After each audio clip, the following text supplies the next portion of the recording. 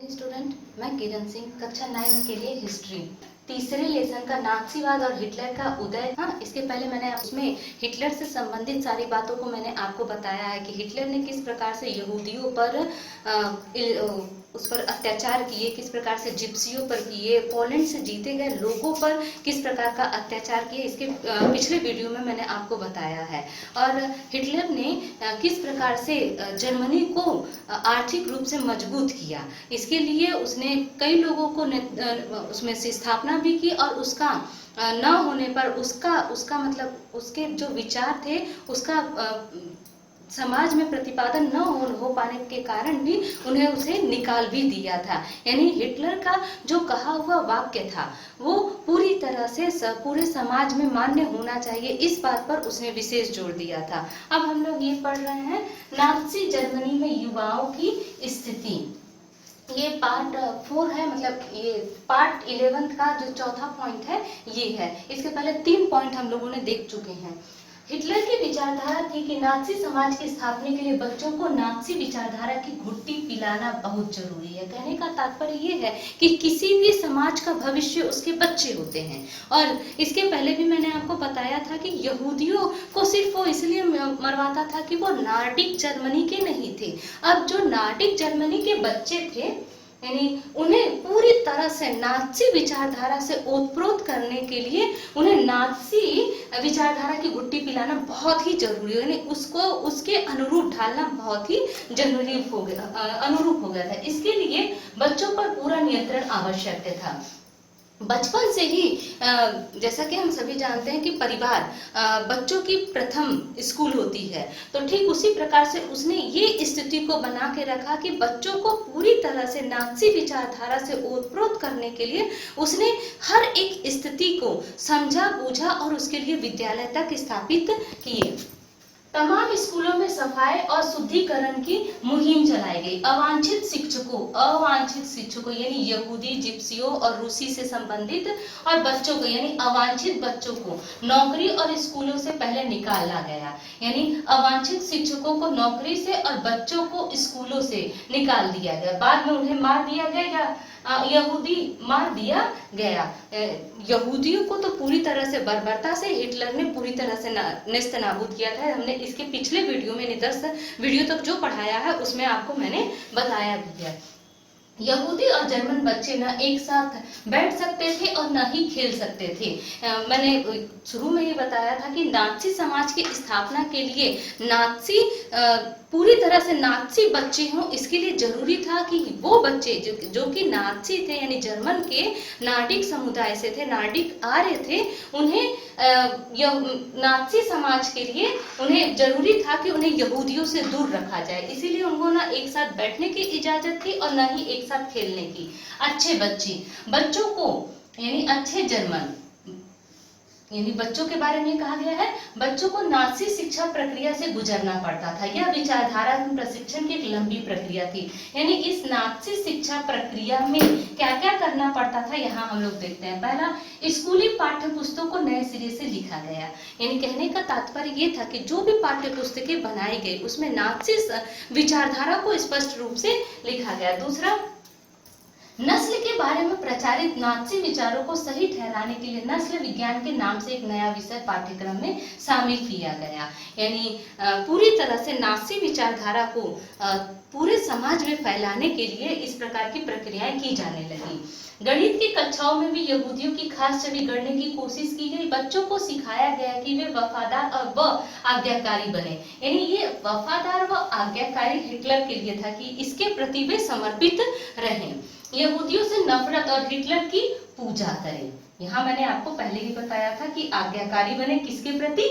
Hitler के प्रति। खेलकूद के जरिए भी बच्चों में हिंसा और आक्रामकता की भावना पैदा की जाती थी।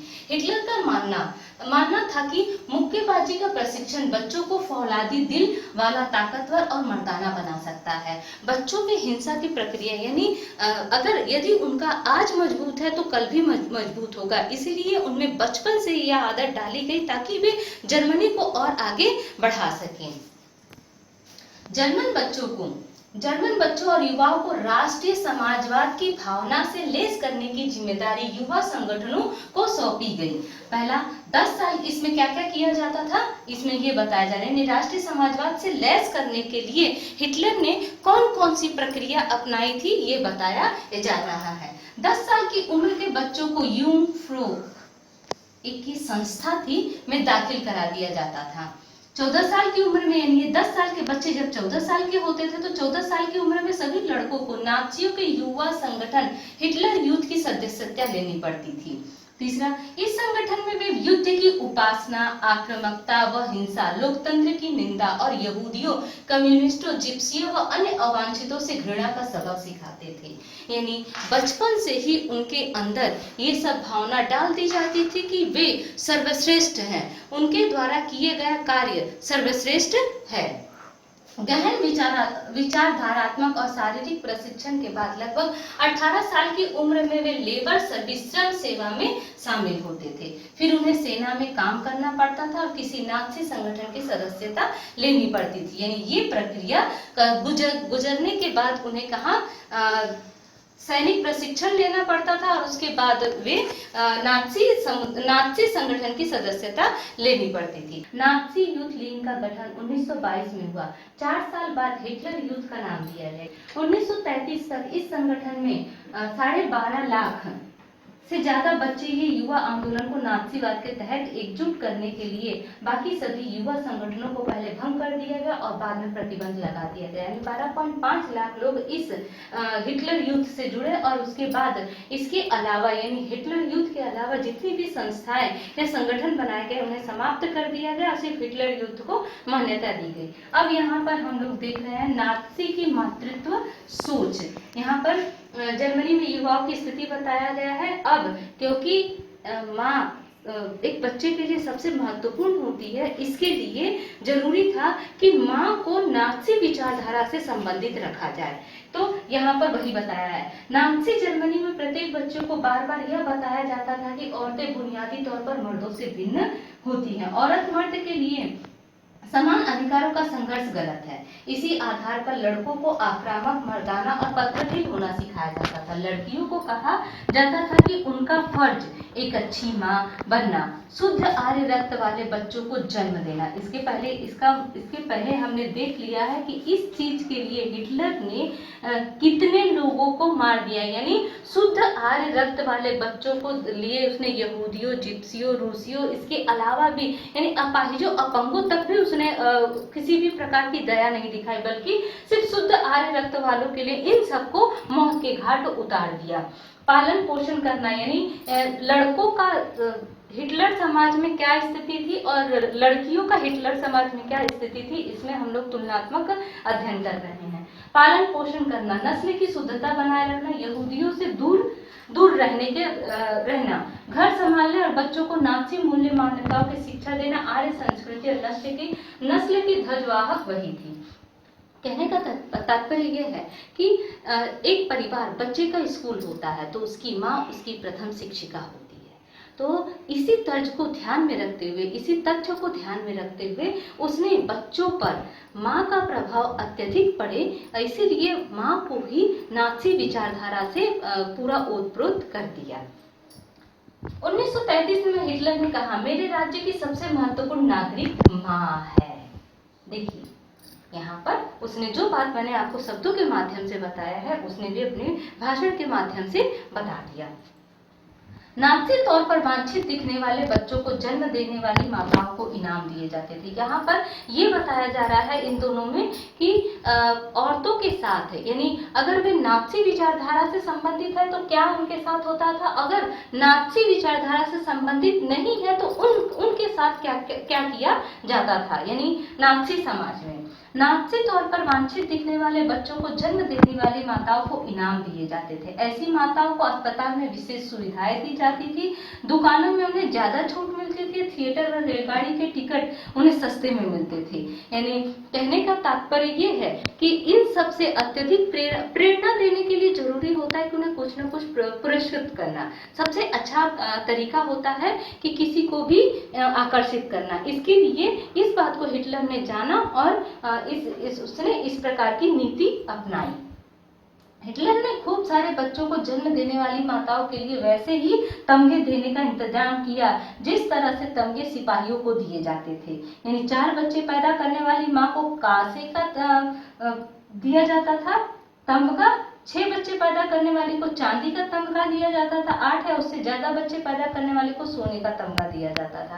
अब ठीक इसके विपरीत यानी जो माँ नात्सी विचारधारा से उत्पन्न थी तो उनके लिए ये किया जाता था। अगर इसके विपरीत भी स्थिति आ जाती है समाज में तो वहां पर क्या होता था। लेकिन नाज़ी जर्मनी में सभी माताओं के साथ भी एक जैसा बर्ताव नहीं होता था। निर्धारित आचार संहिता का उल्लंघन करने वाली, यानी यहाँ पे बताया गया था शुद्ध आर्य रक्त वाले बच्चों को जन्म देना, पालन पोषण करना, अगर इन सब को नहीं करती थी कोई माताएं तो क्या उनके साथ क्या करते थे। आर्य औरतों की सार्वजनिक रूप से निंदा की जाती थी, उन्हें कड़ा दंड दिया जाता था। बहुत सारी औरतों को गंजा करके मुंह पर काली पोतकर और उनके गले में तख्ती लटकाकर पूरे शहर में घुमाया जाता था। उनके तख्ती पर लिखा होता था, मैंने राष्ट्र के सम्मान को मलिन किया है, यानी उसके तख्ती पर लिखकर उसके गले में लटका दिया जाता था। इस आपराधिक कृत्य के लिए बहुत सारी औरतों को न केवल जेल की सजा दी गई बल्कि उनके तमाम नागरिक सम्मान और उनके पति व परिवार को भी छीन लिए गए। वही जिसने अपाहिजों और अपंगों तक पर भी किसी भी प्रकार का कोई दया भावना नहीं दिखाए तो औरतों के साथ क्या दया भावना दिखा सकता था। अब यहाँ पर हमारा ये 2 पॉइंट कंप्लीट होता है। इसके क्वेश्चन इस प्रकार से हैं, नाज़ी बच्चों के लिए हिटलर द्वारा किए गए क्रियाकलापों को बताइए। तो यहाँ पर किया गया था, ये देखिए यहाँ पर इतना पॉइंट जो है वो यहाँ पे बताया गया है, वो देख लीजिएगा। दूसरा है, राष्ट्रीय समाजवाद की भावना से लैस करने के लिए हिटलर ने क्या क्या किया था। देखिए यहाँ पे राष्ट्रीय समाजवाद की भावना से लैस करने के लिए उसने क्या क्या किया था ये आपको पूरी डिटेल में बताना है। नाज़ी समाज में औरतों की स्थिति का वर्णन कीजिए। तो देखिए इसको तुलनात्मक अध्ययन में मैंने आपको बताया है, तो इसे अपने उत्तर पुस्तिका में लिख लीजिए। उसमें हिटलर ने औरतों के प्रति जो नजरिया था उसमें बताया गया था, या युवाओं क्या उसकी क्या स्थिति थी जर्मन समाज में, ये बताया गया था। अब ये है चौथे पॉइंट का दूसरा पॉइंट, प्रचार की कला। नाज़ी शासन ने भाषा और मीडिया का बड़ी होशियारी से इस्तेमाल किया और उसका जबरदस्त फायदा उठाया। उन्होंने अपने तौर तरीकों को बयान करने के लिए जिन शब्दों को चुना वे शब्द न केवल भ्रामक बल्कि दिल दहला देने वाले थे। नाज़ियों ने अपने अधिकृत दस्तावेजों में हत्या या मौत जैसे शब्दों का कभी इस्तेमाल नहीं किया। कहने का तात्पर्य ये है कि उन्होंने ऐसे शब्दों का चयन किया जो समाज में किसी भी प्रकार का उन पर कोई विपरीत प्रभाव न पड़े बल्कि प्रतिकूल प्रभाव पड़े। जैसे जो शब्द उनके थे, यानी हत्या और मौत जैसे शब्दों का इस्तेमाल न करके उन्होंने ऐसे कौन से शब्द इस्तेमाल किए कि समाज पर उसका प्रभाव विपरीत न पड़े। तो यहाँ देखिए, सामूहिक हत्याओं को विशेष व्यवहार कहा, यानी सामूहिक हत्याएं जो करवाता था यहूदियों का उसको क्या कहा, विशेष व्यवहार। अंतिम समाधान यहूदियों के लिए, यानी जो मान देता था कि अंतिम समाधान ही है तो उसे हत्या नहीं कहता था, उसे कहता था अंतिम समाधान। यूथनेजिया विकलांगों के लिए, चयन और संक्रमण मुक्ति आदि शब्दों का इस्तेमाल करता था। इवेल्यूकेशंस खाली कराना का आशय, लोगों को गैस चैम्बरों में ले जाना। गैस चैम्बरों को संक्रमण मुक्ति क्षेत्र कहा जाता था। जैसे यहाँ पे दिए ना संक्रमण मुक्ति, तो गैस चैम्बरों को कहा जाता था। गैस चैम्बर स्नानघर जैसे दिखाई देते थे और उनमें नकली फव्वारे भी लगे होते थे। नाज़ी विचारों को फैलाने के लिए तस्वीरों, फिल्मों, रेडियो, पोस्टरों, आकर्षक नारों और इश्तिहारों, पर्चों का खूब सहारा लिया जाता था। पोस्टरों में जर्मनों के दुश्मनों की रटी रटाई छवियां दिखाई जाती थी। जैसे किसी फिल्म में किसी का प्रारूप पैटर्न बता दिया जाता है, यानी उसमें पूरा चित्र के माध्यम से दर्शा दिया जाता था। ठीक उसी प्रकार से जर्मनी समाज ने किया था, यानी हिटलर के लोगों ने किया था। उनका मजाक उड़ाया जाता था, अपमानित किया जाता था, शैतान के रूप में उन्हें प्रदर्शित पेश किया जाता था। समाजवादियों और उदारवादियों को कमजोर और पथभ्रष्ट तत्वों के रूप में प्रस्तुत किया जाता था। विदेशी एजेंट कहकर बदनाम किया जाता था, यानी समाजवादी और उदारवादियों को विदेशी एजेंट कहा जाता था। प्रचार फिल्मों में यहूदियों के प्रति नफरत फैलाने पर जोर दिया जाता था। द एटर्नल ज्यू अक्षय यहूदी इस सूची की सबसे कुख्यात फिल्म थी। परंपरा प्रिय यहूदियों को खास तरह की छवियों में पेश किया जाता था। उन्हें दाढ़ी बढ़ाए और काफ्तान चोंगा पहने दिखाया जाता था, जबकि वास्तव में जर्मन यहूदियों और बाकी जर्मनों के बीच कोई फर्क करना असंभव था, क्योंकि दोनों समुदाय एक दूसरे से काफी घुले मिले थे। उन्हें केचुआ, चूहा और कीड़ा जैसे शब्दों से संबोधित किया जाता था। उनकी चाल ढाल की तुलना छछूंदरी जीवों से की जाती थी। नात्सीवाद ने लोगों के दिलो दिमाग पर गहरा असर डाला, उनकी भावनाओं को भड़का कर उन्हें उनके गुस्से और नफरत को अवांछितों पर केंद्रित कर दिया। इसी अभियान से नात्सीवाद का सामाजिक आधार पैदा हुआ। यानी कहने का तात्पर्य ये है कि यहूदियों को समाज से हटाने के लिए नात्सी लोगों के मन में उन्हें उनके प्रति नफरत पैदा कर दी। यहाँ पर सिर्फ एक सवाल है, नात्सियों का यहूदी के प्रति विचार को लिखिए। अब इस बात को ध्यान दीजिएगा कि कुछ मैं सन इम्पोर्टेंट है जो आपको बता रही हूँ, ध्यान से सुनिएगा। कुछ महत्वपूर्ण तिथियां: 1 अगस्त 1914 प्रथम विश्व युद्ध, 9 नवंबर 1918 जर्मनी ने घुटने टेक दिए, युद्ध समाप्त। 9 नवंबर 1918 फिर से वाइमर गणराज्य की स्थापना का ऐलान। 28 जून 1919 वर्साई की संधि। 30 जनवरी 1933 हिटलर जर्मनी का चांसलर बना। 1 सितंबर 1939 जर्मनी को पोलैंड में घुसना, दूसरे विश्व युद्ध की शुरुआत। 22 जून 1941 जर्मन सेनाएं सोवियत संघ में घुसती हैं। 23 जून 1941 यहूदियों का कत्लेआम शुरू। 8 दिसंबर 1941 अमेरिका भी दूसरे विश्व युद्ध में कूद पड़ा।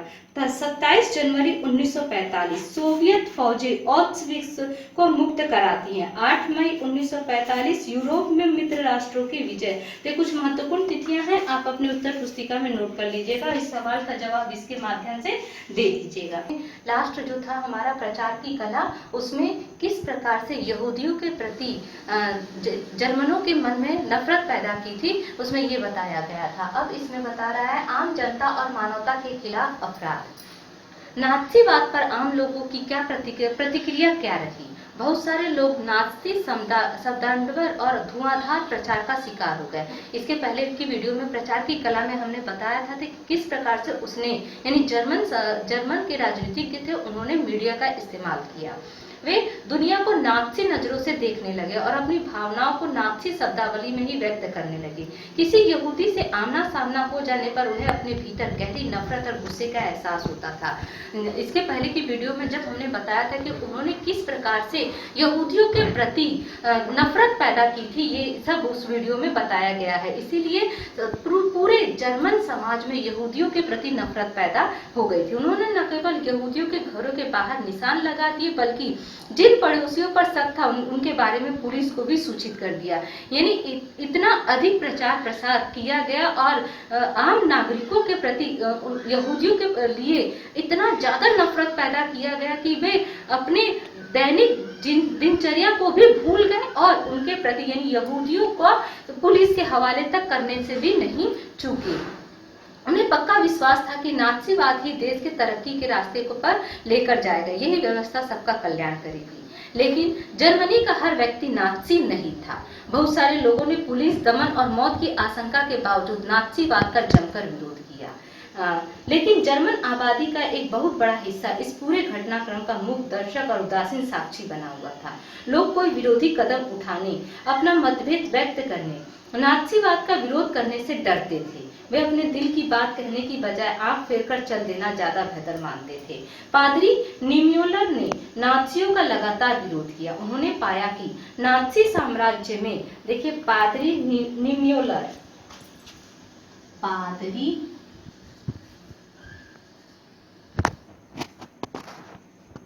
अब तक सिर्फ यही एक ऐसा नाम सामने आया है जिसने नात्सी समाज का विरोध भी किया था। अभी तक हमने जितना भी पढ़ा है उसमें ऐसा विरोध का कोई भी नाम नहीं आया है।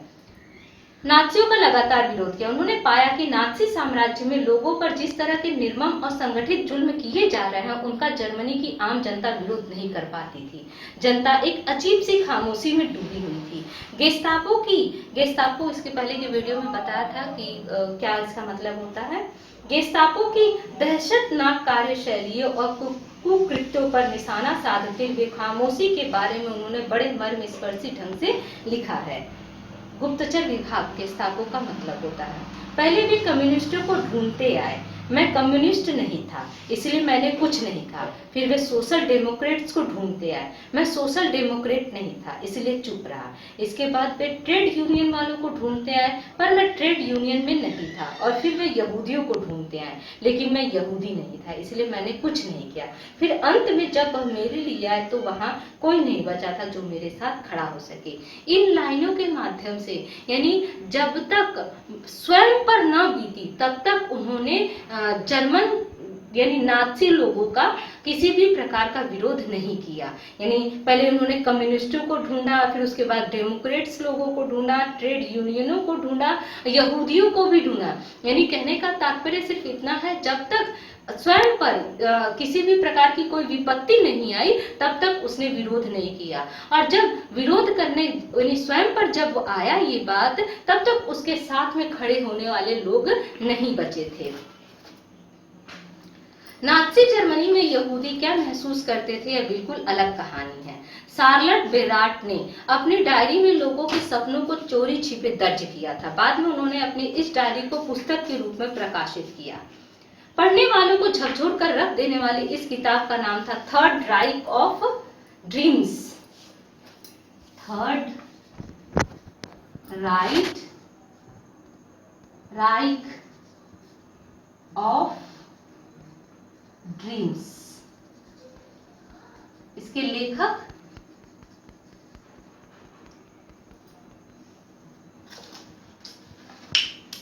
शार्लट,